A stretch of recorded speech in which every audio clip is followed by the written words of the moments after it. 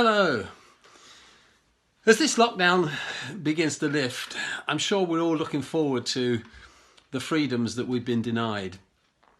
Going out for coffee, to restaurants, to the shops that have been closed for a long, long time. Planning a holiday, enjoying outdoor sports activities, and maybe even going back to the workplace rather than having to work from home. And of course, as a church, being able to meet physically and be present with one another. But I wonder, in all that we have been denied during lockdown, I wonder if that has made us appreciate things a lot more. Here are some questions to ponder. Do we now value each other more than perhaps we did a year ago? Has family become more precious to us? Do we appreciate our old work environment more than having to work at home?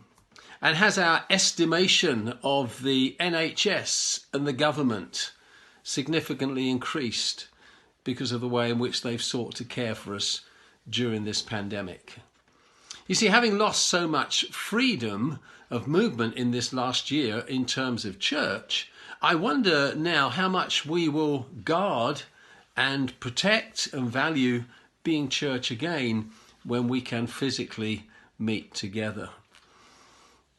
The leader of the Labour Party, Sir Keir Starmer, he recently visited a church in London that had done some fantastic work in serving their community, and in particular had been used as a vaccination centre for the COVID vaccine.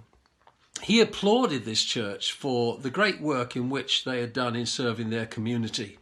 But then he became harshly criticised by the LGBT people because he visited a church that took a strong stand on the biblical principle that marriage is between a man and a woman. Starmer hurriedly apologised and said that he should never have visited this church.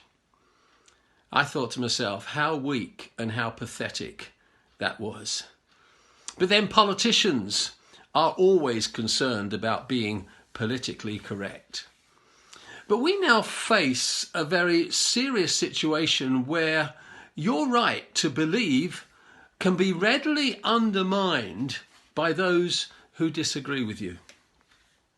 And yet, Article 18 of the United Nations Declaration of Human Rights says this, and I'll read it. Everyone has the right to freedom of thought, conscience, and religion. This right includes freedom to change his religion or belief, and freedom, either alone or in a community and with others and in public or private, to manifest his religion or belief in teaching, practice, worship, and observance. You see, we're now living in a time when religious freedom cannot be taken for granted. There is a sinister agenda that is out to deny our freedom as Christians, an agenda that is out to curtail our beliefs as Christians. And the biblical truths that we live by and hold dear are readily undermined in an environment where Christianity is often subtly persecuted. This is a battle that we must not shrink from. When Moses went to Pharaoh and demanded that he let the Israelites go and release them from their captivity and slavery in Egypt that they had suffered for over 400 years, Moses went to Pharaoh with this message from God. And it was simply this: let my people go that they may worship me.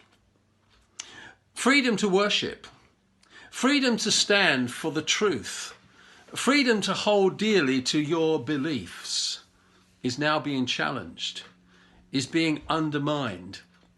And if it doesn't seem to be politically correct, we can find ourselves easily being persecuted for what we believe.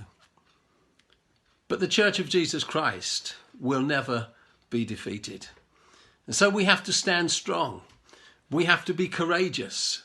We have to hold dear to all that we believe, knowing that the Lord our God is with us. The gospel of his love and salvation will prevail, and his truth will reign supreme. May God bless you and help you to be strong in this battle.